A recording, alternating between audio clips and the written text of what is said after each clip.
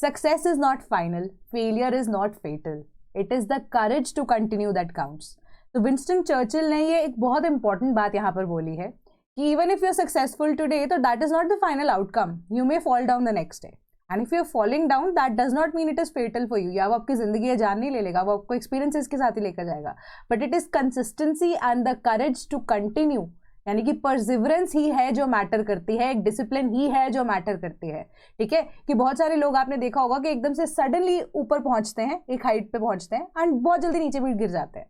ठीक है, so it takes a life time to build a legacy जहां पर आप सस्टेन कर पाते हो, और आजकल के टाइम पे तो अगर देखा जाए तो आपके पास इतने रिसोर्सेज ऑलरेडी अवेलेबल हैं। ठीक है, तो उस चीज़ पर सस्टेन कर पाना रिलेटिवली आपके लिए आसान है, क्योंकि आपको हेल्प करने वाले, आपको मेंटर करने वाले बहुत सारी ऐसी उपलब्धियां आपके पास अवेलेबल है, या इवन की कम्युनिकेशन की जो आप कह सकते हो कि सुविधाएं आपके पास अवेलेबल है। कहीं पर फंस जाओ तो किसी से भी जाकर पूछ सकते हो, है ना, जो कि आपके नियर एंड डियर वंस हो सकते हैं। सो मेजर पॉइंट इज कि रुकना नहीं है। ठीक है, थक के थोड़ी देर ब्रेक ले सकते हो, बट ब्रेक वो परमानेंट नहीं होना चाहिए, वो पॉज जो है वो होना चाहिए, बट वो पॉज इतना लंबा नहीं होना चाहिए कि टाइम ही निकल जाए। थोड़ा सा रुके हो फिर चलते रहो। फिर अब ऐसा होता है ना कि जैसे आप ट्रैक पे जा रहे होते हैं फॉर एग्जांपल, कभी भी तो आपको बोला जाता है कि अगर आप रुक गए ना एक बार, तो फिर आप वहीं के वहीं बैठे रहोगे। तो यही चीज़ है कि हल्का सा रुको, just take a breath and दोबारा से शुरू कर दो। ठीक है, कि कुछ नई चीज़ को फिल आउट करने के लिए, कुछ मुश्किल चीज़ को सीखने के लिए या उसे मेंटेन करने के लिए आपको और ज़्यादा मेहनत करनी पड़ती है। राइट, तो आज की जो टॉप न्यूज़ है उसको डिस्कस करते हैं। सबसे पहले कि संचार सारथी आपकी इतनी ज़्यादा क्रिटिसिज्म हो रही है, उसके पीछे का रीजन क्या है उसको डिस्कस करेंगे, कि क्या गवर्नमेंट ने आधी अधूरी इन्फॉर्मेशन यहाँ पर शेयर की है, अगर की है तो वो क्या है। तो GLP-1 ड्रग्स, ठीक है, ग्लूकागॉन लाइक पेप्टाइड 1 ड्रग्स जो हैं फॉर वेट लॉस, किस तरीके से ये काम करेंगे, थोड़ा सा आइडिया मैं उसको दूंगी। Then military presence in Lakshadweep, ठीक है, लक्षद्वीप को भी as a military base, keeping in mind the ecology, उसको ध्यान में रखते हुए बनाया जाएगा। एंड रशिया और इंडिया के टाइज आने वाले टाइम में बेहतर हो सकते हैं, जब हम देख रहे हैं कि 4 दिसंबर यानी कि कल के दिन पुतिन इंडिया आने वाले हैं। ठीक है, तो क्या पूरी दुनिया की नज़र इस चीज़ के ऊपर पड़ी हुई है कि क्या आगे आने वाले टाइम पे चीज़ें हो सकती हैं। एंड रशिया की तरफ से ही एक स्टेटमेंट जो आई है जो अब बेटर अपॉर्चुनिटीज़ को यहाँ पर दर्शाती है when it comes to businesses. So अब उसके बाद बाकी न्यूज़ क्या है, शुगर केन प्रोडक्शन जो है, ठीक है, उसकी वजह से शुगर प्रोडक्शन है वो भी देखी जा रही है कि हाई हो रही है इस टाइम पे। एंड फिनलैंड जो है वो रोड शोज को क्यों होस्ट करेगा, और प्रिजन लैंड जो है ब्रह्मोस की अब second unit for you can से मैन्युफैक्चरिंग इंडिजिनस ब्रह्मोस को यहाँ पर वो जगह दे दी गई है। प्रिजन की जो लैंड है वो अब ब्रह्मोस को दे दी गई है। पूरी डिस्कशन करेंगे वो क्या है। Indian ocean region is of interest to China, ठीक है, तो अब उसका इंडियन ओशन रीजन का जो इंटरेस्ट है वो चाइना का वो क्या है, ठीक है, उसके बारे में थोड़ा सा डिस्कस करेंगे। एंड 20% एक्सेप्टेंस टू प्रधानमंत्री या PM इंटर्नशिप स्कीम, क्यों ये फेलियर होता जा रहा है। कास्ट डेटा सेंसस 2027 में किस तरीके से इवैल्यूएट होगा कि क्या अब पर्सन की डिस्क्रिप्शन उसके अंदर इन्वॉल्व है। Then high speed fighter escape system Chandigarh में कल के दिन ही यहाँ पर टेस्ट हुआ है सक्सेसफुली, उसके बारे में डिस्कस करेंगे। एंड सेवा तीर्थ क्या है, ठीक है, उसको डिस्कस करेंगे। यूके फ्रांस डिफेम करना चाह रहे हैं पुतिन को, and for the very first time अगर आप देखोगे कि ओपनली गलत allegation without any kind of proof अगर कोई भी चैनल्स के थ्रू अगर आप पब्लिक मीडिया में लेकर आ रहे हो या पब्लिक डोमेन में लेकर आ रहे हो, तो that is not the correct way to approach things, है ना। तो यहाँ पर यूरोपियन यूनियन या बेसिकली यूके एंड फ्रांस की जो बौखलाहट है वो नजर आती है, तो वो चीज़ें भी डिस्कस करेंगे वो कैसे है। यूरोपियन यूनियन का जो रोल है यूक्रेन रशिया की कॉन्फ्लिक्ट में वो दिक्कतें बढ़ाता जा रहा है, कैसे वो भी डिस्कस करेंगे। ब्राजील USA के एफर्ट्स अगेंस्ट ऑर्गेनाइज क्राइम्स, उसको भी डिस्कस करेंगे। So welcome to sleepy classes. Current affairs discuss करेंगे 3 दिसंबर 2025 के, एंड कहाँ से, द हिंदू से ही, and related multiple choice questions को भी डिस्कस करेंगे। पहली न्यूज आपकी क्या कह रही है कि WHO ने बैक किया है use of GLP-1 drugs for weight loss. ठीक है, अब 2 तरह के ड्रग्स होते हैं, GLP-1 एंड GLP-2। ठीक है, तो अब GLP-1 ड्रग्स है ग्लूकागॉन लाइक पेप्टाइड, जो कि एक तरह से अगर आपको मैं बताऊं तो क्या है, हार्मोन्स ही दिए जाते हैं बॉडी के अंदर। तो पहले WHO he was the one कि अगर आप इररिस्पॉन्सिबली जो ड्रग्स है उनको यूज कर रहे हो वेट लॉस के लिए, उसका बट हमें यहाँ पर क्या करना है, क्लिनिकल जो रिसर्च है बेसिकली रिक्वायर्ड थी वो, है ना। तो थोड़ी बहुत रिसर्च WHO के द्वारा की गई है, बट उन्होंने अभी भी ये चीज़ बोली है कि हाँ वी आर अप्रूविंग इट। दूसरी चीज़ यहाँ पर ये दिक्कत है कि उन्होंने बोला कि इसको इंडेफिनिटली आप यूज़ नहीं करना चाहोगे, एंड नहीं करना चाहिए, क्योंकि अब लॉन्ग टर्म इसकी क्या वो है, क्या रिस्पॉन्स रहता है बॉडी टू बॉडी ऑल्सो, या क्या क्या चीज़ें हो सकती हैं उसके बारे में उन्हें भी नहीं पता है। तो उन्होंने ये चीज़ बोली है कि थोड़ा सा ध्यान से इसको यूज़ कीजिए। एंड इसके साथ साथ ऐसा नहीं है कि अगर आप मेडिसिन को यूज़ कर रहे हो फॉर वेट लॉस या ओबेसिटी से रिलेटेड प्रॉब्लम्स के लिए, तो इसका मतलब ये नहीं है कि आप अपनी फिजिकल एक्टिविटी बंद कीजिए, ठीक है, बल्कि आपको जो प्रॉपर डाइट, अपनी रूटीन, अपनी एक्सरसाइज को फिर से फॉलो करना है साथ के साथ ही while you taking these pills, ठीक है। उसके बाद जाकर ही जो वेट लॉस है वो अगर आपका हो रहा है that is fine, that will be sustainable. But अब हमें क्या नहीं पता है, सिंस अभी इसके ऊपर कोई बेसिक क्लिनिकली रिसर्च हमारे पास अवेलेबल नहीं है कि लॉन्ग टर्म इम्पैक्ट इसके क्या होंगे। बट उन्होंने ये बोला कि जैसे कि इकोनॉमीज एज अ होल अगर हम देखें कि दुनिया के अंदर स्पेसिफिकली अब कॉस्ट ऑफ ओबेसिटी जो है वो 3 ट्रिलियन एनुअली बाय 2030 तक जाएगी, ये एक्सपेक्टेड है, ठीक है। तो उसी कॉस्ट को रिड्यूस करने के लिए अब अगर सरकारें इसे इनकलकेट करती हैं इन दो सिस्टम्स जिसके अकॉर्डिंगली वेट लूज करवाया जा सकता है, तो this will be a good approach, ठीक है।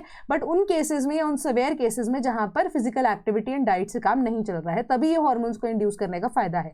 अब ये काम कैसे करती है कि आपकी बॉडी की जो मेटाबॉलिज्म है उसको बढ़ा देती है, ठीक है। अब ये क्या टर्म है पूरी मैं क्वेश्चन के थ्रू एक्जैक्टली आपको समझाना चाहूंगी, क्योंकि अगर मैंने अभी आपको पूरी डिटेल दे दी आप क्वेश्चन अभी से सॉल्व कर लोगे, ठीक है।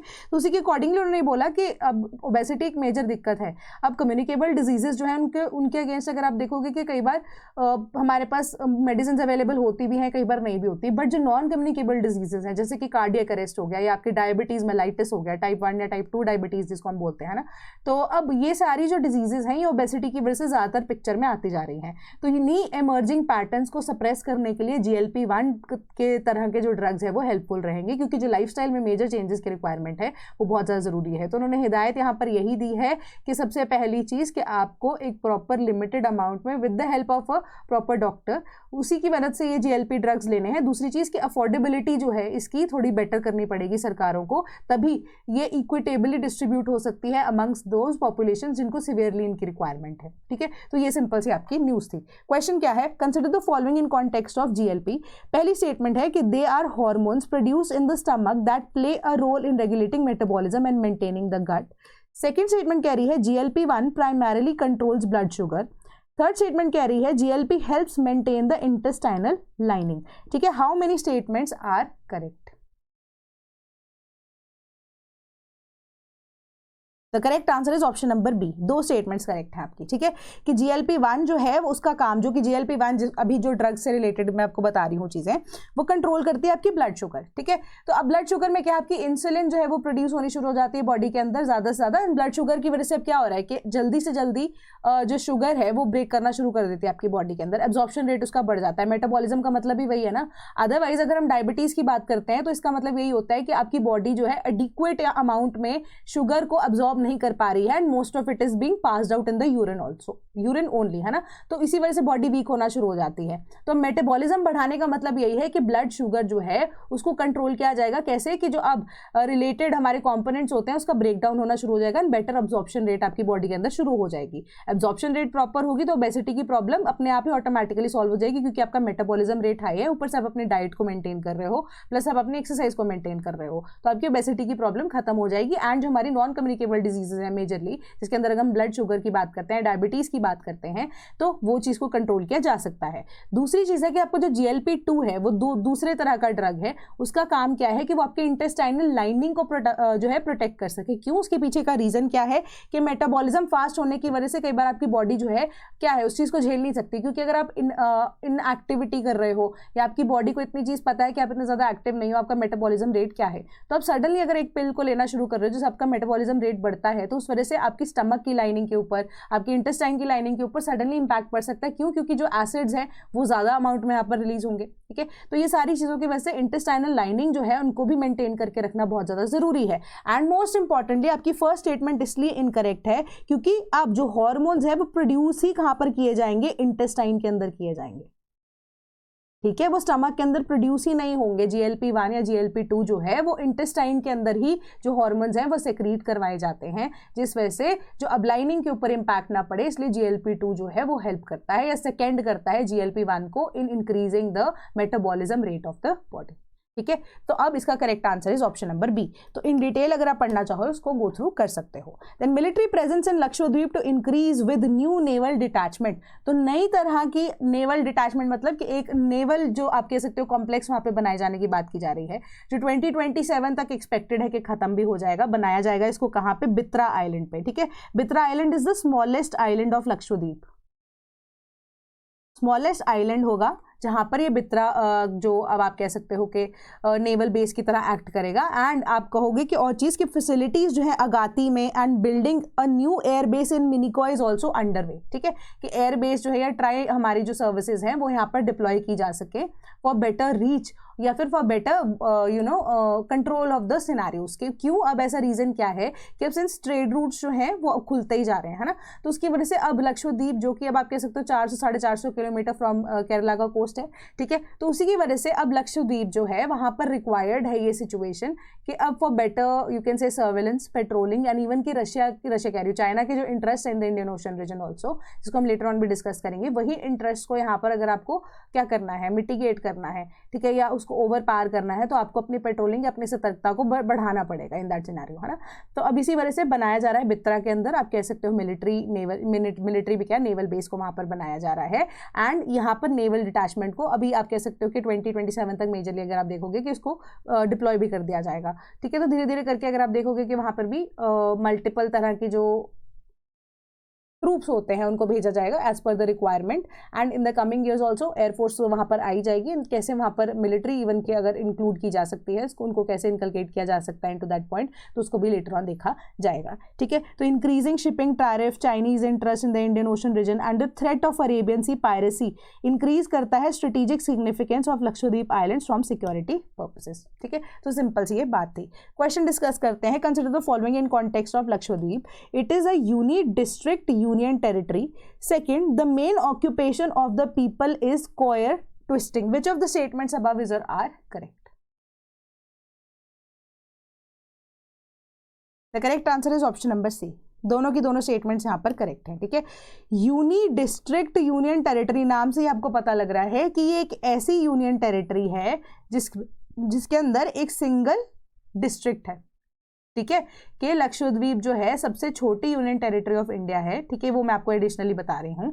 बट लक्षद्वीप जो कि अब एक बंच ऑफ आइलैंड्स है या एक आर्कीपेलागो है जिनको हम बोलते हैं, उसके अंदर डिफरेंट डिस्ट्रिक्ट्स नहीं है, एक सिंगल ही डिस्ट्रिक्ट है। एंड आप कह सकते हो वो सिंगल डिस्ट्रिक्ट ही हमारी यूनियन टेरिटरी है, ठीक है। मेन ऑक्यूपेशन लोगों की यहाँ पर क्या है, फिशिंग हो गई, कॉयर ट्विस्टिंग हो गई, ठीक है। एंड यहाँ पर हमारे पास कोकोनट कल्टीवेशन की जब हम बात करते हैं, वो इनकी मेन आप कह सकते हो कि कल्टीवेशन या इवन के मेजर इनका काम है या इनका मेजर ऑक्यूपेशन है। तो tiniest union territory of India, Lakshadweep is an archipelago consisting of 12 atolls, 3 reefs and 5 submerged banks, और एक ये यूनी डिस्ट्रिक्ट यूनियन टेरिटरी है। एवरेज एरिया कितना है, 32 स्क्वायर किलोमीटर्स का। And it is comprised of 10 uninhabited islands, 10 inhabited islands and 17 uninhabited islands, attached islets for 4 newly formed islets and 5 submerged reefs. तो ये simple सी बात तो नहीं है, वैसे काफ़ी कंफ्यूजिंग आपको ये लग रहा है, बट आप अभी के लिए सिर्फ इतना पढ़ लो। सबसे छोटी यूनियन टेरिटरी है, ठीक है। अब उसके अंदर जो हमारे पास टोटल आप देख सकते हो कि कंसिस्टिंग ऑफ 12 एटॉल्स, और 12 atolls then 3 reefs 5 submerged banks, ये आर्ब वर्ड यूज कर लो, ठीक है। 12 अटॉल्स, 3 रीफ्स एंड 5 आप कह सकते हो यहाँ पर सबमर्ज्ड बैंक्स, या आप अगर आर्स वर्ड यूज करना चाहते हो तो उसको भी यूज कर सकते हो, ठीक है। तो इसी के अकॉर्डिंगली आप देखोगे कि इसके अंदर 10 ऐसे आइलैंड्स हैं जो कि इनहेबिटेड हैं, 17 ऐसे अनइनहेबिटेड आइलैंड्स हैं एंड अटैच्ड आइलैंड्स हैं, एंड 4 जो है वो नए इसके अंदर आइलैंड्स को और जोड़ा गया है एज ऐसे 5 ऐसे सबमर्ज रीफ्स जो हैं वो इसका पार्ट है, ठीक है। तो इसका इंपॉर्टेंट फैक्टर यही है। देन उसके बाद अगर हम देखें sugar production looks up in current marketing season, तो अगर अक्टूबर 2021 का डाटा देखें, 2025 का सॉरी डेटा देखें टू सितंबर 30, 2026 का, तो 41.0 लाख टन्स की फ्रॉम 428 शुगर मिल्स ये डेटा निकल के आ रहा है। So as compare to that as many as जो 376 मिल्स हैं उन्होंने कितना 28.76 lakh tons of sugar last year produce की थी फॉर द सेम पीरियड। अब उसी को अगर हम कंपेयर करें तो 13.97 लाख टन्स शुगर जो है सिर्फ और सिर्फ उत्तर प्रदेश की तरफ से ऑलरेडी प्रोड्यूस हो चुकी है, और अभी ये शुगर का सीजन सिर्फ शुरू हुआ है, ठीक है, जो कि 1.17 लाख पर टन के अकॉर्डिंगली ज़्यादा है पिछली बार से, ठीक है। तो अगर हम कंपैरिजन करें डेटा की, सो अब महाराष्ट्र के अंदर भी अगर आप देखोगे तो 170 शुगर मिल्स ने प्रोड्यूस की है 16.95 लाख टन्स ऑल टुगेदर। तो थोड़ा सा राइज यहाँ पर देखने को मिल रहा है in the production of sugar. तो क्वेश्चन अब हम देखते हैं शुगर कहाँ से आती है, शुगर केन से आती है। पहली स्टेटमेंट आपकी क्या है, sugar cane is a food crop of India. Then tropical and sub tropical regions sugar cane से ही रिलेटेड ये क्वेश्चन है। Tropical and sub tropical region shared about 55% and 45% of the total sugar cane area and production in the country. ठीक है, consider the following in context of sugar केन।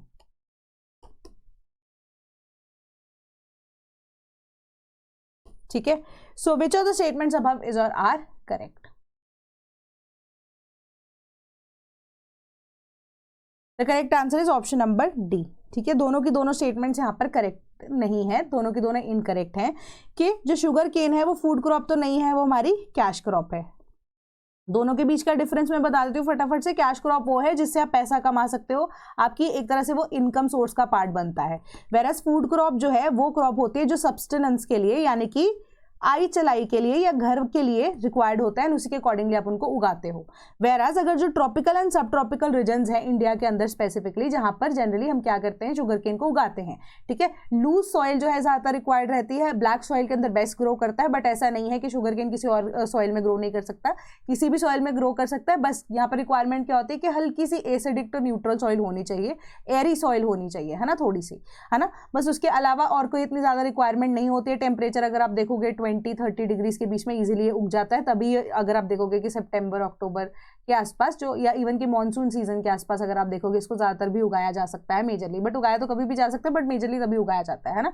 तो उसके बाद अगर आप देख रहे हो कि tropical and sub tropical reason जो है उसके अंदर जो शेयर की हम बात करते हैं इंडिया के कॉन्टेक्स्ट में, तो ट्रॉपिकल रीजन के अंदर जो उगाया जाता है शुगर केन, दैट इज 45%, या जो प्रोडक्शन रेट है वो 45% है when it comes to tropical regions of India, मतलब जो हमारे सर्दर्न इंडिया, पेनिनसुलर इंडिया की हम बात कर रहे हैं। व्हेन इट कम्स टू सब ट्रॉपिकल पार्ट, तो वो मेजर पोर्शन यहाँ पे प्रोडक्शन का लेकर जाता है, क्योंकि अब स्टेट्स लाइक उत्तर प्रदेश जो कि अब हाईएस्ट शुगर केन प्रोड्यूसर्स में से हैं and followed by Maharashtra. Maharashtra still अगर आप देखो तो ट्रॉपिक ऑफ कैंसर में ट्रॉपिकल रीजन के आसपास यहाँ पर पहुंच जाता है, बट अगर हम बात करें उत्तर प्रदेश की, मेजर यहाँ पे प्रोड्यूसर्स में से हैं। प्लस हमारी जो आप कह सकते हो कि नॉर्थ इंडियन प्लेन्स है, मेजरली वहां पर भी ये एज अ थर्ड क्रॉप की तरह भी कई जगहों पर उगाया जाता है। ठीक है, तो इसको अब क्या कह सकते हो, एज एन इंश्योरेंस बोल सकते हो कि फार्मर्स की, क्योंकि शुगर केन के ऊपर अब आप देखो एमएसपी भी यहाँ पे प्रॉमिस की गई है ना, एमएसपी भी मिलती है फार्मर्स को, जो कि इजीली अब क्या हो जाता है शुगर केन के लिए, अगर आप देखो कि सप्लाई चेन की जो रिक्वायरमेंट है वो भी बेटर फुलफिल हो जाती है, एमएसपी भी मिल रहा है,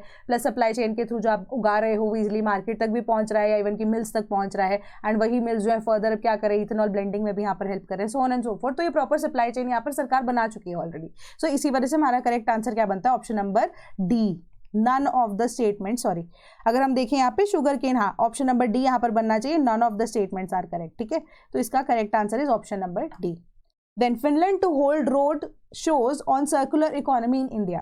तो अब क्या है कि फिनलैंड जो है अब वो क्या कर रहा है कि from certain point of time उन्होंने अपना एक proper world circular economy forum बनाया है। तो ये वर्ल्ड सर्कुलर इकोनॉमी फोरम का मेजर आइडिया यही है कि अब जो भी नेशंस हैं जो जिनकी आप कह सकते हो कि सर्कुलर इकोनॉमी है, ठीक है, सर्कुलर इकोनॉमी है, वो इकोनॉमीज को वो एक बेसिक प्लेटफॉर्म प्रोवाइड करते हैं, एंड उसी वहां पे ही या इसी इकोनॉमिक फोरम के अंदर ये प्लेटफॉर्म तो सर्कुलर इकोनॉमीज को प्रोवाइड कर दिया, प्लस बिजनेस आइडियाज जो कि अब डिफरेंट नेशंस के एग्जिस्ट करते हैं, इन दोनों को कॉमन कंसेंसस पे पहुंचाकर अगर कोई नई इन्वेस्टमेंट बन सकती है या किसी भी नए तरीका का आप कह सकते हो कि बिजनेस लॉन्च किया जा सकता है अगर, तो ये प्रोवाइड किया जाता है बाय फिनलैंड, या आप कह सकते हो कि वर्ल्ड सर्कुलर इकोनॉमी फोरम के द्वारा। And in the year of 2026 अगर हम देखें तो इंडिया के को होस्ट करना है ये फोरम। ठीक है, तो इसी के कॉन्टेक्स्ट में जो फिनलैंड है उन्होंने बोला है कि हम इंडिया के अंदर यहाँ पर रोड शोज भी, इवन कि इंडिया के अंदर भी क्या कि हम बाकी जगहों पे भी रोड शोज को ऑर्गेनाइज करेंगे, ताकि लोगों को हम बता सकें, उनको हम टीच कर सकें या उनको अवेयर कर सकें ऑफ द इश्यूज जो कि एक सर्कुलर इकोनॉमी में आते हैं। प्लस अगर आप देखोगे इश्यूज के अलावा बेनिफिट्स क्या क्या हैं सर्कुलर इकोनॉमी में, उन्होंने बोला कि मेजर बेनिफिट्स यहाँ पर यही हैं कि सर्कुलर इकोनॉमी का मतलब क्या है कि एक सेक्टर है, मतलब सपोज कीजिए कि 3 सेक्टर हैं, 4 सेक्टर है इंडिया के केस में, अगर हम 4 सेक्टर है उसके अंदर हम हाउस होल्ड सेक्टर को भी इन्वॉल्व करते हैं, ठीक है। तो पैसा जो है वो एक सेक्टर से दूसरे सेक्टर, दूसरे सेक्टर से तीसरे सेक्टर, तीसरे से पहले, पहले से दूसरे, ऐसे रिवॉल्व करता रहता है, ठीक है। तो उसके अंदर इस तरीके की कोई लीकेज मेजरली आपको नजर में नहीं आती है। सो कहने का मतलब ये है कि अगर हम एक सेक्टर को बूस्ट अप करते हैं तो उस वजह से क्या होता है कि दूसरे सेक्टर के ऊपर ऑटोमेटिकली इंपैक्ट पड़ता है, ठीक है। कि अगर हम प्राइमरी सेक्टर की यहाँ पे बात कर रहे हैं, एग्रीकल्चर से रिलेटेड काम है ना, कि अगर हम अपनी प्रोडक्शन, जैसे शुगर केन वाली बात ही कर लेते हैं, शुगर केन की प्रोडक्शन बढ़ाते हैं तो उससे क्या हो रहा है, शुगर जो है वो बेटर बन रही है। बट वही शुगर केन जो है अब एग्रीकल्चरल सेक्टर के साथ है, बट उसको इथेनॉल के लिए भी यूज कर सकते हो आप, इथेनॉल ब्लेंडिंग में भी यूज कर सकते हो। तो मतलब ऑटोमेटिकली आपका क्या है वो अब आपके सेकेंडरी सेक्टर में भी कहीं ना कहीं आपको हेल्प कर रही है। तो सर्कुलर इकोनॉमी का यही इंपैक्ट रहता है। एंड फिनलैंड ने बोला स्पेसिफिकली कि पूरे वर्ल्ड के अंदर, इवन की जो फिनलैंड है, स्कैंडिनेवियन नेशंस है, वो इन्हीं सर्कुलर इकोनॉमीज के ऊपर ज्यादा फोकस कर रही है कि उसके अंदर बेटर अपॉर्चुनिटीज इजीली उनको दिख जाती है, क्योंकि उनका बिजनेस माइंडसेट बहुत अच्छा है। सॉरी। तो उन्होंने बोला कि उनको यहाँ पर ये अपॉर्चुनिटीज जो है वो नजर आती हैं कि लीकेजेस कम से कम है, और एक इन्वेस्टमेंट के अगर आप करना शुरू करते हो तो उससे आपको दूसरी जगह पे भी फायदा मिलता है।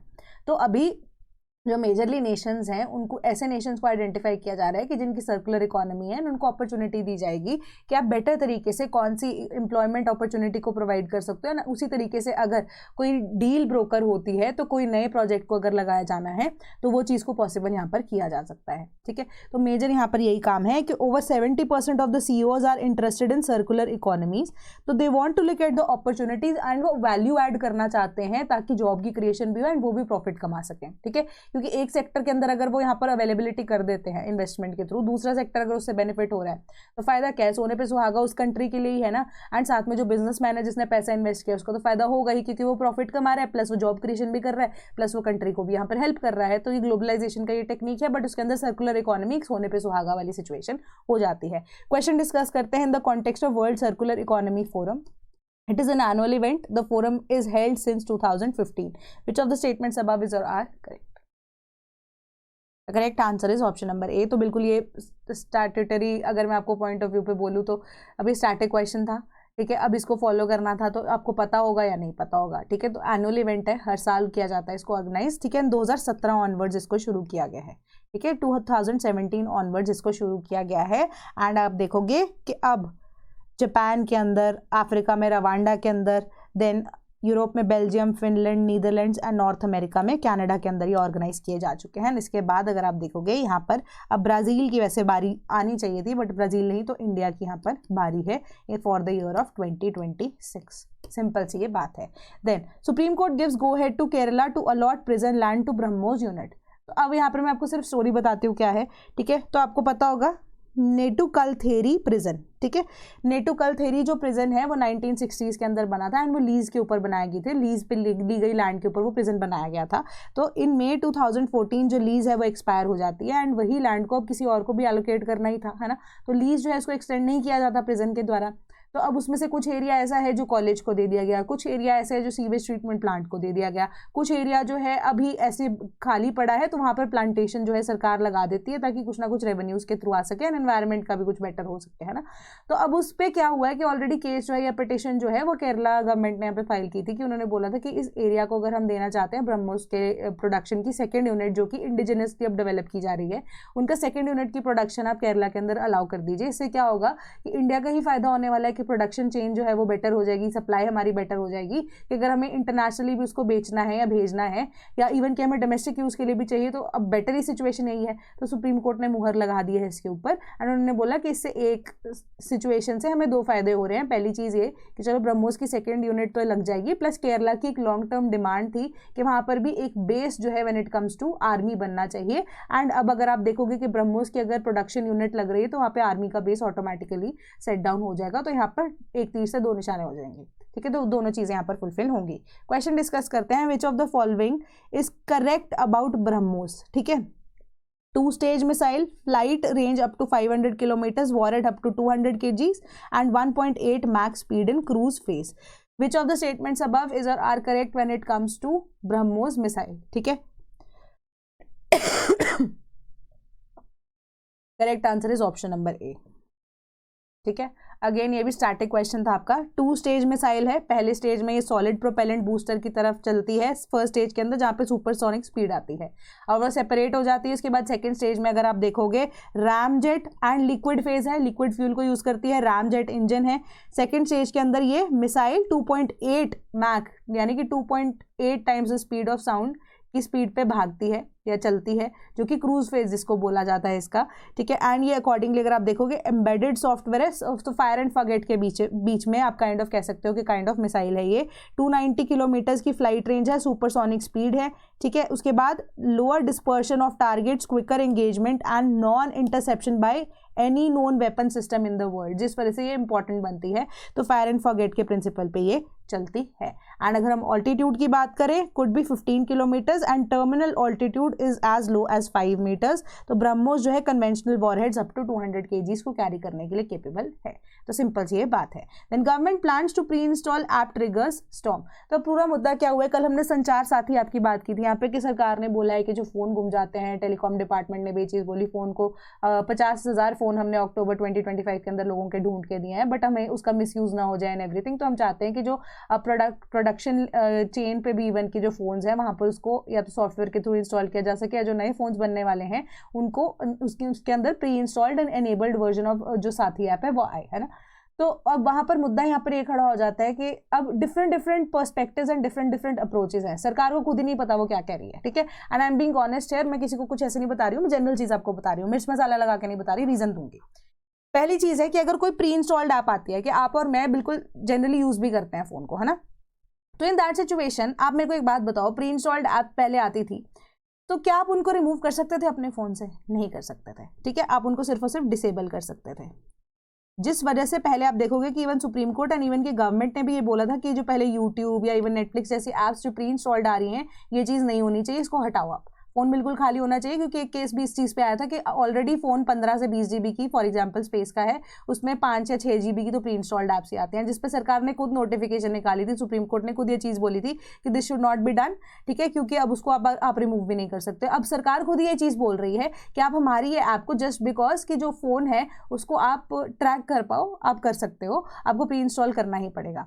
तो अब ये चीज़ है ना। अब कल सरकार ने ये चीज़ भी बोली थी कि हम किसी भी तरह की डेटा कलेक्शन के ऊपर कोई भी इंटरेस्टेड नहीं है, but there is a catch in to this कि अगर डेटा कलेक्शन में आप बिल्कुल भी वो नहीं हो, इंटरेस्टेड नहीं हो, तो क्यों ना आप ये ऑप्शन अपने जो यूजर्स हैं या इवन की जो अब आप और मेरे जैसे आम लोग हैं उनको बाद में एक ऑप्शन दो कि आप उसे डिलीट कर पाओ, है ना। डिलीट करने का ऑप्शन तो हमारे पास एग्जिस्ट नहीं करता है। प्लस अब यहाँ पर जो डेवलपर्स हैं उन्होंने ये चीज़ को बोला है कि आप ऐप को डिसेबल तो कर दोगे, बट उसके बाद भी जब आप ऐप को इंस्टॉल करते हो, for example in certain situation आपने कोई नई ऐप को इंस्टॉल किया तो आपको वो ट्रैकिंग की परमिशन मांगता है, ठीक है। बट अगर वही ऐप प्री इंस्टॉल्ड आती है तो वहाँ पर ट्रैकिंग की परमिशन लेने की जरूरत भी नहीं होती है। कोई भी तरह की एप्लीकेशन जो है प्री इंस्टॉल्ड आएगी वहाँ पर ट्रैकिंग की परमिशन नहीं होगी, एंड किसी भी तरह का जो डेटा है वो प्रीएम्प्टिव बेसिस पे वो कलेक्ट कर सकता है, लोगों को पता भी नहीं लगेगा। तो अगर सरकार की कोई ऐसी इंटेंशन नहीं थी तो why they were not open about it. तो क्रिटिकली उसको एनालाइज इस तरीके से किया जा सकता है, ठीक है। तो आप उस डेटा को अगर कलेक्ट नहीं करना चाहते हो तो why don't you allow the users कि वो खुद से इस चीज़ को डाउनलोड कर पाएं, है ना। तो अब ये चीज़ भी यहाँ पर प्रॉब्लम नजर आती है। प्लस तीसरी चीज़ डेवलपर ने एक और चीज़ बोली है यहाँ पर कि जो डेटा अगर आप कलेक्ट नहीं कर रहे हो, प्लस चलो ठीक है आपकी ऐप है वो उसको अगर हम इंस्टॉल भी कर देते हैं तो वो एक तरह का मैलवेयर को अट्रैक्ट कर सकता है। अब आप खुद सोचो कि जो सरकार है अगर इस तरीके की अपॉर्चुनिटी आपको वर्ल्ड वाइड लेवल पे आप सोचो, अभी फॉर एग्जांपल कि कोई ऐसी ए कंट्री है इंडिया, ठीक है, एंड कोई बी कंट्री है which is not a friend of India, enemy nation है, अभी हमारे रिलेशंस अच्छे नहीं चल रहे हैं बट टेक्नोलॉजिकली बहुत ज़्यादा एडवांस है, ठीक है। अब इंडियन गवर्नमेंट ने ऑफ ए इस तरीके का सेम नोटिफिकेशन जारी कर दी, ठीक है। तो अब आप एक ऐसी सिचुएशन को सोचो कि फॉर एग्जाम्पल ये चीज़ को अलाउ भी कर दिया गया कि संचार साथी ऐप यहाँ पर अलाउ की गई है, हर एक के फ़ोन के अंदर वो वाला फीचर अब अवेलेबल है, सभी के पास प्री इंस्टॉल्ड ऐप उस चीज़ की है, अब वो डेटा भी कलेक्ट कर रही है, सब लोगों को इसके बारे में पता भी है। तो क्या ये बी इजीली अब उस पूरे ए नेशन के फ़ोन्स के ऊपर अटैक नहीं करेगा क्या? अगर ए जो है उसके सिस्टम्स के अंदर वो ब्रीच कर देता है डायरेक्टली तो उसको तो पूरे के पूरे फ़ोन्स का एक्सेस डायरेक्टली मिल गया। तो ये तो आप उसको सिल्वर प्लेट पे सारी चीज़ें नहीं रख कर दे रहे हो, ठीक है, I am not saying cyber attack is not, it is very easy है, इंडियन गवर्नमेंट कुछ नहीं कह रही है, but it is quite possible in today's scenario, कुछ भी चीज़ पॉसिबल हो सकती है। हमारी गवर्नमेंट की साइड जो है कितनी बार यहाँ पर डाउन हो चुकी है for the similar reason only, है ना। तो अब उस चीज़ को भी तो थोड़ा सा अवेयरनेस आपको रखनी चाहिए ना उन चीज़ों को लेकर। तो आप यहाँ पर कहने का मतलब यही है, इवन कि जो ऑपोजिशन है उन्होंने ये चीज़ बोली कि you are giving the enemy things on a silver platter, ठीक है, कि वो चीज़ यहाँ पर पॉसिबल नहीं की जानी चाहिए कि आप डेटा कलेक्ट कर रहे हो, ठीक है, but that should be mandatory in the sense कि यहाँ पर जो लोग हैं वो खुद से परमिशन दें। तो आपने खुद के जो स्टेक होल्डर्स हैं, यानी कि जो जनता है जो कि रेगुलरली फ़ोन यूज़ करती है, आपने उनके बारे में तो सोचा ही नहीं, आप डायरेक्टली अपनी यहाँ पर मनमानी कर रहे हो कि दिस इज डिक्टेटरशिप, कि this should not be done, ठीक है। तो अब इसी के कॉन्टेक्स्ट में हमारी अगली न्यूज़ भी है कि Sanchar Saathi app can be deleted from devices, says minister, ठीक है, and Apple to resist government order on mandatory pre loading. तो ये दोनों जो है, ये इवन तो पिछली न्यूज़ थी, तीनों की जो संचार साथी ऐप के साथ ही डील करती है। अब आप खुद सोचिए कि मिनिस्टर जो है वो यही बोल रहे हैं टेलीकॉम डिपार्टमेंट से, या टेलीकॉम मिनिस्ट्री जो है वो ये बोल रही है कि आप उसको डिलीट कर सकते हो। वी ऑल नो कि उसको डिलीट नहीं किया जा सकता, उसको सिर्फ डिसेबल किया जा सकता है, एंड डिसेबल करने के बाद भी हु नोज कि वो जो डेटा है वो कलेक्ट किया जा रहा है सरकार के द्वारा या नहीं, कि किस तरीके से आप हमारे जो प्रिवेसी है उसको ब्रीच कर रहे हो या नहीं, we are not very sure about it, है ना।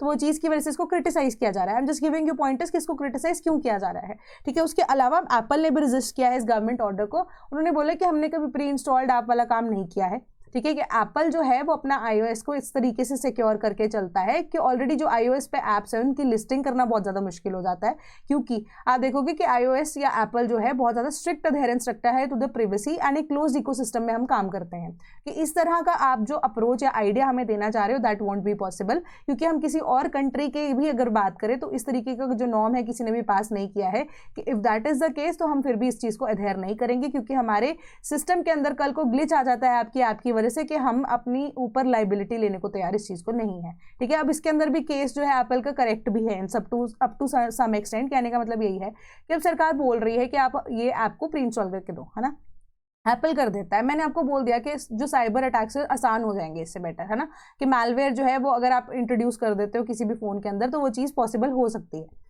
तो अब एप्पल के ऊपर ही लाइबिलिटी आएगी ना कि हाँ सरकार ने नोटिफिकेशन जरूर जारी की थी। अब एप्पल तो यही बोलेगा कि हमें तो इन्होंने बोला था, and it will be very difficult to detect कि किस वजह से मालवेयर आया है ना, क्योंकि आजकल ऐसे बहुत स्मार्ट तरीके से वायरसेस को भी या स्कैमस्टर्स जो है चीज़ों को इंट्रोड्यूस करते हैं कि जो लाइबिलिटी उसको इजिली शिफ्ट भी किया जा सके। तो सरकार तो उस टाइम पे मुकर जाएगी एंड सारी की सारी लाइबिलिटी तो एप्पल के ऊपर आ जाएगी, एंड दे आर सेइंग कि we are not ready to take this kind of risk, ठीक है, कि हम अपने यूजर्स की जो प्रिवेसी है उसको किसी भी तरीके से हैम्पर नहीं करना चाहते, तो we will not adhere to what you are saying, ठीक है। The navy has its eyes on Chinese activities in Indian ocean, ठीक है। तो अब ये वाइस एडमिरल समीर सक्सेना जी ने यहाँ पर बोली है स्टेटमेंट कि उन्होंने बोला कि चाइना के पहले भी इंडियन ओशन रीजन की तरफ इंटरेस्ट थे, बट द आइडिया वाज कि वो पहले ओपन थे अबाउट इट, बट अब वो बहुत ज़्यादा सीक्रेटिव हो चुके हैं, ठीक है, कि तो उनकी पॉलिसी जो है सडनली चेंज हो चुकी है इस चीज़ को लेकर, सडनली क्या 10-12 साल से चेंज हो चुकी है, कि पहले वो ओपन थे अपने आइडियाज़ को लेकर, अपनी एक्सपेंशनिस्ट पॉलिसी को लेकर, बट अभी जो है वो उस चीज़ को लेकर चुप हैं, जो और ज़्यादा खतरनाक यहाँ पर नजर आता है। बट उन्होंने बोला कि ऐसे डरने की बात नहीं है, कि इंडियन नेवी जो है they are very well aware of the fact कि उनके क्या क्या इंटरेस्ट यहाँ पर प्रिवेल करते हैं when it comes to trade, when it comes to making naval bases also, या when it comes to increase patrolling also, या कभी वो आसपास वाले रीजन के अंदर अपना जो एरिया के अंदर अधिकार जताने की बात करता है। इवन अरुणाचल वाला मुद्दा जो है not in context of navy also, but जो अब यहाँ पर इशू रेज होता रहता है टाइम एंड अगेन चाइना के द्वारा कि वो उसी की टेरिटरी है। तो ये सारी चीज़ें जो है यहाँ पर उन्होंने बोला कि we are very well aware of that, and क्या क्या इरादे चाइना के हो सकते हैं आने वाले टाइम में, we are also aware of that, कि बाय 2027 अगर आप देखोगे तो नेवी कंप्लीटली इंडिजिनस हो जाएगी, इंडियन मेड प्रोडक्ट्स के ऊपर फोकस करेगी। Then only 20% of the candidates accepted PM internship scheme offers। तो 2024 के अंदर ना बजट के अंदर बजट सेशन में इसको इंट्रोड्यूस किया गया था, तो इसके अकॉर्डिंगली यहाँ पर अब स्कॉलरशिप्स प्रोवाइड की जा सकती थी। स्कॉलरशिप्स क्या है, इवन की इंटर्नशिप्स जो हैं in reputed firms, and I am saying कि इंटर्नशिप्स की लिए स्कॉलरशिप एंड इवन के रिप्यूटेड फर्म्स के साथ सरकार का टाई अप था, जिसके accordingly internship for certain period of time वो प्रोवाइड की जानी थी। एंड आई गेस कि 18 महीने का ये प्रोग्राम था, जिसके अंदर आपको 3 इंस्टॉलमेंट्स के अंदर पर इंटर्नशिप बेसिस पे या पर 6 महीने के बाद आपकी इवैल्यूएशन के बाद आपको पैसे रिलीज भी किए जाने थे। कि अब यहाँ पर जो कंपनीज हैं वो पैसा नहीं दे रही थी, उन्हें बोला कि हम एज एन इंटर्न एक व्यक्ति को यहाँ पर रख जरूर लेंगे, या किसी जितने भी नंबर ऑफ बच्चे हैं उनको रख भी लेंगे एज एन इंटर्न, बट जो स्टाइपेंड है वो सरकार पे कर रही थी यहाँ पर, ठीक है।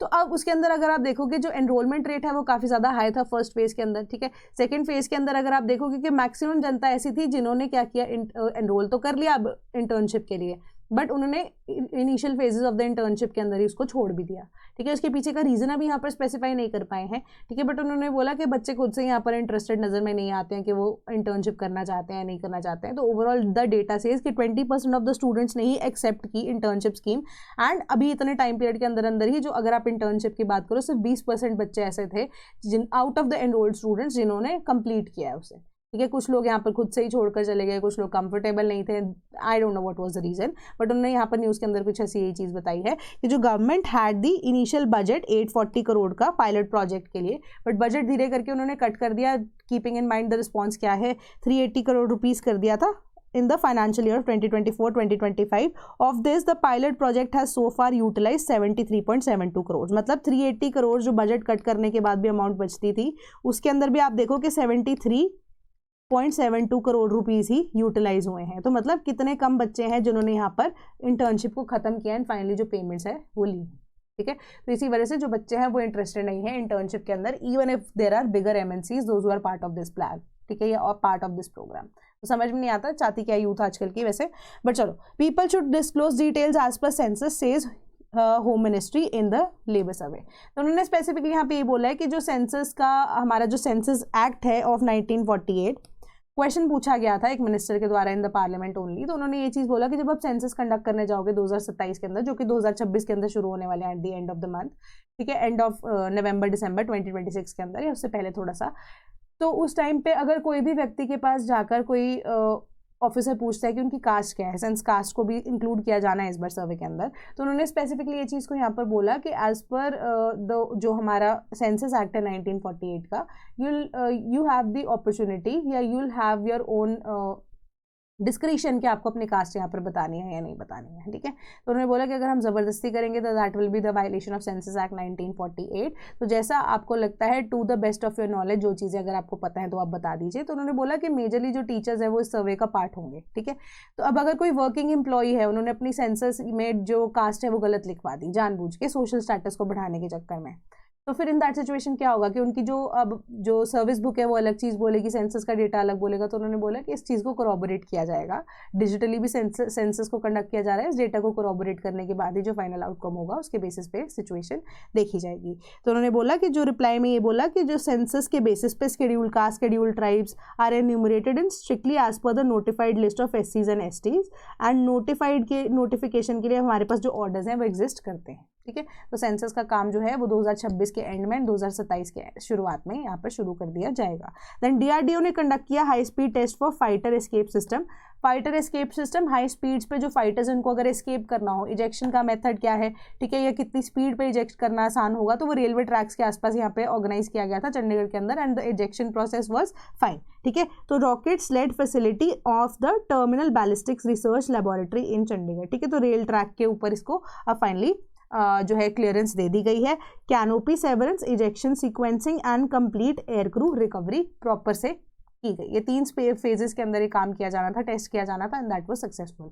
The new complex housing PMO to be called Seva Teerth, ठीक है, कि जो नए अब ऑफिसेज बन रहे हैं, जो कि अब फायदा क्या है उसके पीछे का कि पहली बड़ी बड़ी बिल्डिंग्स बनी हुई थी जो कि अब ब्रिटिशर्स के द्वारा बनाई गई थी, एंड जो ऑफिसेज हैं इवन सरकारी ऑफिसेज वो बहुत दूर दूर हो गए थे। तो जो अब नए ऑफिस कॉम्प्लेक्सेस बन रहे हैं इंक्लूडिंग द प्रधानमंत्री का ऑफिस या PMO जो नया बन रहा है, तो वो ऑफिस कॉम्प्लेक्सेस जो है आपस में एक दूसरे की क्लोज विसिनिटी में होंगे, एंड एक ही ऑफिस बिल्डिंग के अंदर हो सकता है कि मल्टीपल मिनिस्ट्रीज जो है वो भी एग्जिस्ट कर पाए। तो इससे क्या होगा कि फाइल्स जो है वो जल्दी से जल्दी जा पाएंगी, है ना, और जो जगह है वो भी अब यूज की जा सकती है पुरानी वाली for the development of new concept या न्यू म्यूजियम्स ऑल्सो, या नई चीज़ों को डेवलप करने के लिए। तो इसी वजह से जो अब PMO ऑफिस है उसका नाम क्या होगा, सेवा तीर्थ, क्योंकि द बेसिक आइडिया इज कि द आइडिया ऑफ गवर्नेंस जो मोदी गवर्नमेंट यहाँ पर अपने आप को पोर्ट्रे करके बता रही है, ये जो गवर्नमेंट इन पावर्स का suddenly wants to say is कि moving from satta that is power to seva that is service, ठीक है। Then Russia wants to increase trade with India, Peskov, ठीक है। तो अब उन्होंने यही रिप्रेजेंटेटिव है वो रशिया के, आप कह सकते हो, तो उन्होंने ये चीज़ बोली रिप्रेजेंटेटिव ऑफ रशिया, या फिर आप कह सकते हो रशिया एक्सटर्नल मिनिस्ट्री के बेसिस पे, ठीक है। तो उन्होंने यही चीज़ बोली है कि इंडिया के साथ हम ट्रेड बेटर रखना चाहते हैं, और उन्होंने 2-3 पॉइंटर्स में यहाँ पे बोला कि बेटर क्या, हम अगर ये ऑयल वाले कॉन्टेक्स्ट में इंडिया के ऊपर जो यूएसए ने सैंक्शंस लगाई है वो इलीगल है। इलीगल क्यों? क्योंकि अब कहते हैं उनका मानना ये है कि रशिया कोई भी सैंक्शन को लीगल तभी मानता है जब वो या तो यूनाइटेड नेशंस सिक्योरिटी काउंसिल की तरफ से अगर किसी तरीके से सैंक्शन लगाई जा सके उसे ही वो लीगल मानते हैं, कि उसके अलावा कोई भी सैंक्शन अगर कंट्री दूसरी कंट्री के ऊपर लगाता है तो वो इलीगल है।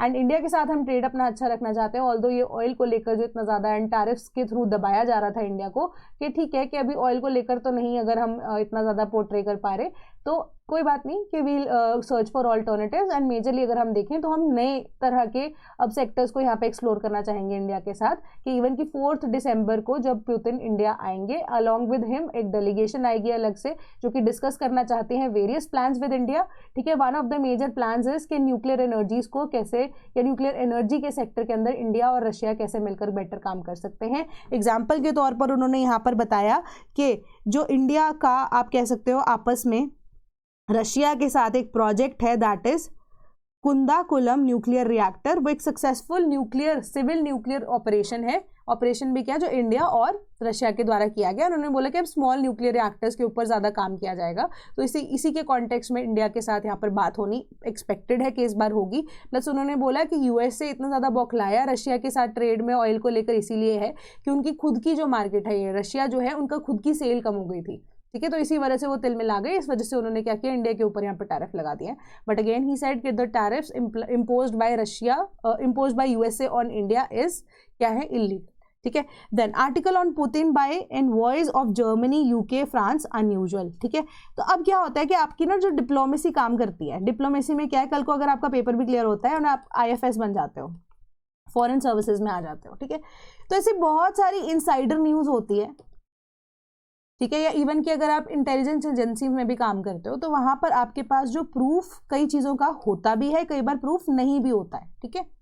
प्रूफ होता है तो आप इंटरनेशनल लेवल पे क्या करते हो कि उन्हीं प्रूफ्स को दिखाकर जो सामने वाली कंट्री है जो आपको दबाने की कोशिश कर रही है, एनिमी नेशन कोई भी कॉन्स्पिरेसी या प्लॉटिंग ऐसे कर रही होती है, तो आप उसको प्रूफ करके उसको खत्म करने की यहाँ पे कोशिश करते हो, ठीक है। बट इन जनरल सेंस अगर हम डिप्लोमेसी की बात करें द आइडिया इज कि कोई भी डिप्लोमैट जो है वो ओपनली आकर यहाँ पर काम नहीं करेगा। ओपनली आके ऐसे मतलब कि ओपनली आके किसी को क्रिटिसाइज नहीं करेगा, ठीक है। Their basic idea of diplomacy is कि वो काम करें बिहाइंड क्लोज डोर्स, एंड किस तरीके से वो काम कर रहे हैं एंड क्या उनका रुख हो सकता है क्या नहीं, वो अभी डिसाइड करना मुश्किल हो जाता है। फॉर एग्जाम्पल अगर मैं कोई डिप्लोमैट हूँ, है ना, या आप अपने आप को भी यहाँ पर कंसिडर करके चलो कि आप अगर एक डिप्लोमैट हो कि आप किस कंट्री को सपोर्ट कर रहे हो नहीं कर रहे हो, आपकी एक्शंस क्या क्या हैं, वो सामने तीसरे नेशन को नहीं पता होने चाहिए, या इन द वर्ल्ड वो सामने चीज़ नहीं आनी चाहिए, है ना, तभी आप इस चीज़ को आइडेंटिफाई करना मुश्किल कर पाओगे। अब जैसे यूएसए की भी अगर हम बात करें, इवन चाइना की भी बात करें, China is very secretive now, है ना, उस चीज़ को डिस्कस किया जाता है, बट चाइना किसकी सपोर्ट में जाएगा किसकी सपोर्ट में नहीं वो नहीं पता लगता। इवन अगर आप देखो यूएसए की भी अगर हम बात कर रहे हैं, थोड़े टाइम पहले यूएसए अब हल्का हुआ सपोर्ट इंडिया को दिखा रहा था, बट अब वही सपोर्ट जो है अभी क्या पता बैक चैनल्स पे इंडिया को हो अभी भी, एंड बट वो ओपनली सपोर्ट जो है पाकिस्तान को दिखाया जा रहा है। डिप्लोमेटिक लेवल्स पे क्या काम चल रहा है वो नहीं पता लगता किसी को, है ना, कि कौन अभी भी किसकी हेल्प किस तरीके से कर रहा है किस तरीके से नहीं कर रहा है वो नहीं पता लगता। ओपनली आपको ऑन पेपर क्या दिखता है that is not always true, ठीक है। 90% केसेस में मैं आपको बोलूंगी that is not true. This is how diplomacy works. तो अगर कोई भी डिप्लोमैट आके ओपनली किसी थर्ड नेशन के या सेकंड नेशन के अगेंस्ट बोलता है तो that is a violation of the basic terms of diplomacy, ठीक है। तो यही सेम चीज है कि एक आर्टिकल को स्पेसिफिकली पब्लिश कराया गया यूके फ्रांस एंड इवन की जर्मनी के द्वारा, जहां पर पुतिन के ऊपर डायरेक्ट एलिगेशंस लगाए गए हैं कि यूक्रेन के अंदर जो वॉर कंडक्ट हुई उसके लिए सोलली रिस्पॉन्सिबल वही है, ठीक है। सोली रिस्पॉन्सिबल वही है कि वो अनएक्सेप्टेबल एंड अनयूजुअल है वो, ठीक है। अनयूजुअल उनका काम है, अनएक्सेप्टेबल है ये चीज़, उनको कड़ी से कड़ी यहाँ पर सजा दी जानी चाहिए। एंड स्पेसिफिकली उन्होंने बोला कि it is not an acceptable, अब ऑपोजिशन की तरफ से भी ये चीज़ें आई एंड इवन रशिया की तरफ से भी इसका रिस्पॉन्स आया कि it is not an acceptable diplomatic practice to give public advice on a third country related relations, क्योंकि अब यूक्रेन और रशिया की वॉर है, वो दो नेशंस का काम है, कोई तीसरा नेशन उसके ऊपर अपनी यहाँ पर एडवाइस ना दे, तो diplomatically that is not possible, ठीक है। पॉसिबल तो है ही है but that is not acceptable fact. तो उन्होंने ये बोला कि the world wants Ukraine war to end but Russia doesn't seem serious about peace, तो उन्होंने रशिया को यहाँ पर एक्यूज भी किया। तो ये सारे सिस्टम्स की वजह से इवन के यूके के ऑफिशियल्स ने खुद से ये बोला कि आप डिप्लोमेसी का यहाँ पर मजाक उड़ा रहे हो, ठीक है। तो ये बेइज्जती उन्होंने खुद से करवा ली है। बट कहने का मतलब यही है कि आप यहाँ पर ना एक सिचुएशन को नोटिस और करो कि यूएस से डील जो है वो ब्रोकर करा रहा है बिटवीन यूक्रेन एंड रशिया, ठीक है। इवन आई ऑल्सो एग्री कि जो इनिशियल प्लान यूएसए ने यूक्रेन को दिया था वो थोड़ा बहुत बायस नजर आता है, ठीक है। बट एक तरह से क्या है, यूक्रेन की भी डिमांड इस टाइम पे यही है कि किसी भी तरीके से अगर जो वॉर है वो खत्म होती है, they are ready to do it, ठीक है। इनिशियल स्टेटमेंट यही थी। बट अब यूक्रेन ने क्या किया, यूएसए से हेल्प सीख की ही, ठीक है। बट वो यूके या इवन की यूरोपियन यूनियन की बातों में यहाँ पर ज्यादातर क्यों आ रहा है, क्योंकि यूरोपियन यूनियन जो है उन्होंने यहाँ पर बोला कि आप करप्शन जो है हटा दो, क्योंकि अभी रिसेंटली अगर आप देखो तो चीफ ऑफ स्टाफ को भी हटाया यूक्रेन के, है ना। तो अब यूरोपियन यूनियन जो है इनडायरेक्टली यूक्रेन के ऊपर प्रेशर डाल रहा है कि आप मना करो इन सारी बातों को लेकर कि ये बायस है आपके लिए। तो अब वापस से यूक्रेन ने जो चेंजेस वो नहीं चाहता था इनिशियली करना, इवन वो मान भी जाते हैं इन पार्ट्स के ऊपर, बट यूरोपियन यूनियन के प्रेशर की वजह से उन्होंने यूएसए को यहाँ पर चेंजेस बताए हैं कि क्या करने हैं क्या नहीं।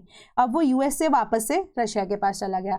तो ऑटोमेटिकली अब जो ये वॉर है इसको खत्म करने के लिए डिलेज जो है वो किसकी तरफ से हो रहे हैं, वो इस तरीके से एक बात घुमाई जा रही है।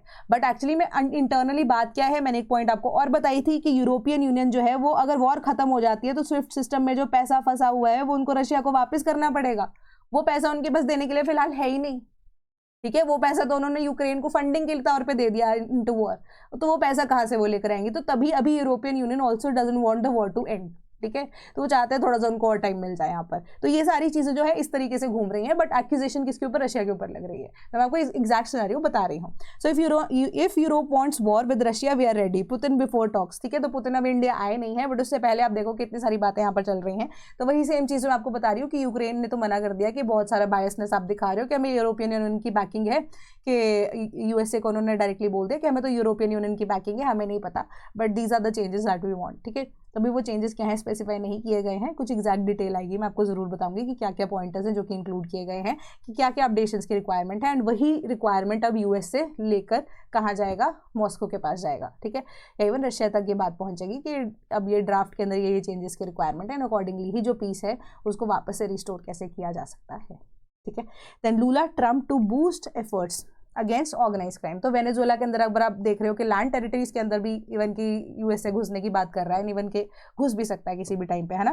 तो इन दैट सिचुएशन ऑल्सो कि उन्होंने बोला कि ऑर्गेनाइज क्राइम जो कि स्पेसिफिकली ब्राजील के अंदर सरकार वहाँ की बहुत ज़्यादा अड़िग है कि जो भी ड्रग कार्टल्स है, ऑर्गेनाइज क्राइम्स हो रहे हैं, इनको लेकर उन्होंने इनिशियली धीरे धीरे अगर रिसेंटली ऑल्सो कि बहुत सारे ऐसे प्रोग्राम्स को लॉन्च किया था जिस वजह से उसका इम्पैक्ट जो है एक बेटर तरीके से देखने को मिल रहा है। प्लस यूएसए का डर भी है कि कहीं वो अब ब्राज़ील के ऊपर ही ना कहीं अटैक कर दे, क्योंकि देयर आर टाइज क्यों, मतलब अब ग्लोबलाइजेशन तो चल रही है तो बहुत सारी जगहें ऐसी हैं जो कि उनको भी अब यहाँ पर मे बी चपेटे में या लिंक में लेकर आ सकती हैं वेनेजुएला के, है ना। तो अब वो ना उसके ब्राज़ील ना उसके अंडर आ जाए, उसी वजह से सरकार पहले से ही प्रोएक्टिवली स्टेप ले रही है। और उन्होंने खुद से जाकर यूएसए को अप्रोच किया है कि हम भी ऑर्गेनाइज सेक्टर को, क्राइम्स को खत्म करने की बात कर रहे हैं। ये हमने अभी अपॉर्चुनिटीज जो है इसको ग्रैब करके, जो ऑर्गेनाइज सेक्टर है, ऑर्गेनाइज क्राइम है, नॉट सेक्टर, ऑर्गेनाइज क्राइम है, उसको खत्म करने के लिए ये अप्रोचेज लिए हैं। If you want to help us you can help us out, ठीक है। तो उन्होंने खुद ही जाकर यहाँ पर बोल दिया यूएसए को कि हम वेनेजुएला यहाँ पर नहीं बनना चाहते, बट हम खुद से यहाँ पर आपकी मदद लेने को तैयार हैं, हम खुद से प्रोएक्टिवली काम करेंगे, ठीक है। ऑर्गेनाइज क्राइम को यहाँ पर खत्म करने की बात की जा रही है। यूएसए का यहाँ पर डर जो है वो देखने को मिल रहा है, ठीक है। आई होप आज की न्यूज़ आपको समझ में आई होगी। एंड वेरी मच इंपॉर्टेंट कि पुतिन जब इंडिया आएंगे एंड क्या यहाँ पर उसका आफ्टर मैथ हो सकता है। पहली चीज़ तो डील क्या क्या हो सकती है उसके ऊपर डिस्कशन करनी बहुत ज़्यादा ज़रूरी हो जाती है, एंड उस पर न्यूज़ जो है वो फोकस करना पड़ेगा आपको। आफ्टर मैथ क्या है कि बाकी आस पड़ोस वाले नेशन उनका क्या उस पर इम्पैक्ट पड़ सकता है, ठीक है, या इवन यूएसए की तरफ से क्या रिस्पॉन्स आएगा, या क्या वॉर वाली सिचुएशन का रिस्पॉन्स आता है, यूरोपियन यूनियन का क्या रिस्पॉन्स आता है, कि इंडिया की इमेज को खराब करने की बात भी यहाँ पे यूरोपियन यूनियन कर रहा है, ठीक है। कैसे कि अब इंडिया की तरफ से भी रिस्पांस बेसिकली यही आया था कि आपने चलो पुतिन के बारे में बोला सो बोला, वो भी गलत है डिप्लोमेटिकली, बट दूसरी चीज़ यहाँ पर यही है कि इंडिया के साथ, इंडिया जब वो विजिट करना चाह रहे हैं, ठीक है, इंडिया वो विजिट कर रहे हैं तो ऑन अ ग्लोबल लेवल आप ये शो करना चाह रहे हो कि इंडिया की जो दोस्ती है वो गलत साइड से है। तो that is not the correct way to approach things when it comes to diplomacy. तो सबके साथ आपको एक कम्युनिकेशन चैनल ओपन रखने का अधिकार है, तो इस तरीके से आप ओपनली ढिंडोरा नहीं पीट सकते। ठीक है, कि कल को आपके जो नेशन के लोग हैं वो भी अगर आके यहाँ पर बताएंगे तो हम उस चीज़ को, अगर सेम ही प्रोसेस को अगर फॉलो करते हैं तो उस चीज़ को आप भी क्रिटिसाइज करोगे। तो इस तरीके से ये सारी की सारी चीज़ें चल रही हैं। ठीक है, तो यूपीएससी का आप देखोगे 2026-2027 के foundation and optional batches are live now. तो अगर कोई भी अगर आपको डाउट होता है तो आप हमारे टोल फ्री नंबर 1800-890-3043 पे हमें कॉन्टैक्ट कर सकते हैं, या sleepy.class@gmail.com पे हमें ईमेल भी कर सकते हैं। कॉमेंट सेक्शन आपके पास अवेलेबल है ही। एंड कोई भी डाउट अगर आपको होता है तो आपके पास अब टेलीग्राम ग्रुप तो एग्जिस्ट करता ही है, वहाँ पे आप फेस टू फेस डाउट भी पूछ सकते हो, या कोई भी मैसेज आप मुझे कभी भी कर सकते हो, तो उसका रिस्पॉन्स आपको जरूर यहाँ पर मिलेगा। एंड यूपी पीसीएस का आपका जो बैच है that is also live now. तो यहाँ पर आपकी एनसीईआरटी की कवरेज बिल्कुल बेसिक से आपको कवरेज दी जा रही है, एंड आपका मेंस भी सारा यहाँ पर कवर किया जाएगा। बस आपका जो हिंदी एस्से है वो मेंस में, because I am being direct है, जो आपका हिंदी एस्से है मेंस में वो यहाँ पर कवर नहीं हो रहा है। ठीक है, तो अब उस चीज़ को आपको अकॉर्डिंगली यहाँ पर चेक करना पड़ेगा। एंड कोई भी अगर आपको inquiry with the same batch अगर होती है, सेम आपके पास टोल फ्री नंबर है, सेम ईमेल आईडी है, तो आप कमेंट सेक्शन में भी हमें पूछ सकते हैं। तो that is all from my side today. Thank you so much.